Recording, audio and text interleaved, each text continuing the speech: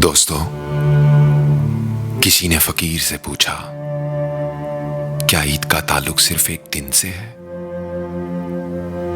तो फकीर बोला, ईद का ताल्लुक किसी दिन से नहीं बल्कि मां बाप से है। अगर मां बाप हयात हैं तो इंसान का हर लम्हा, हर दिन ईद है,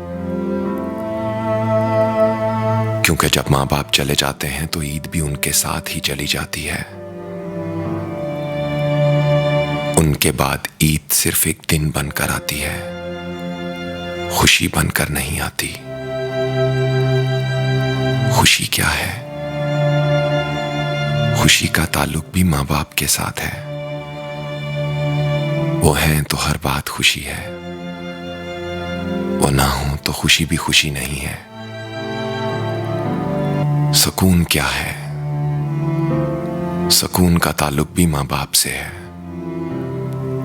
वो हों तो बेसुकूनी में भी सुकून मिलता है, वो ना हो तो सुकून बेसुकूनी बन जाता है। दोस्तों, इस ईद के मौका पर अगर आपके मां बाप आपसे खुश हैं, आपके साथ हैं, तो आपको ईद मुबारक। और अगर वो जा चुके हैं तो मेरे दोस्त, ये दर्द उम्र भर का है। ये वो जख्म है जिस पर कोई मरहम कारगर साबित नहीं होता। ये वो तकलीफ है जिसका इलाज किसी के पास नहीं। ये वो खजाना है जो छिन जाए तो हर चीज बेकीमत लगती है। ये वो बरकत है जो उठ जाए तो वीरान कर देती है। जो लोग इस दर्द के साथ जिंदगी गुजार रहे हैं, उनको एक खुशखबरी देता चलूं।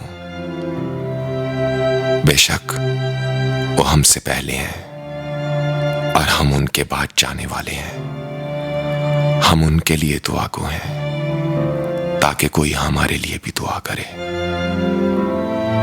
दोस्तों, बात अगर दिल पर दस्तक दे तो ज़ैर रशीद के लफ्जों का मरहम समझकर शेयर कर दीजिएगा।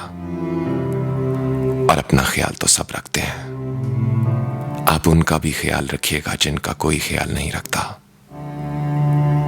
सदा न बाके बुलबुल बोले, सदा न मौज बहारा हूँ, सदा न मापे हुसन जवानी, सदा न सोबत यारा हूँ।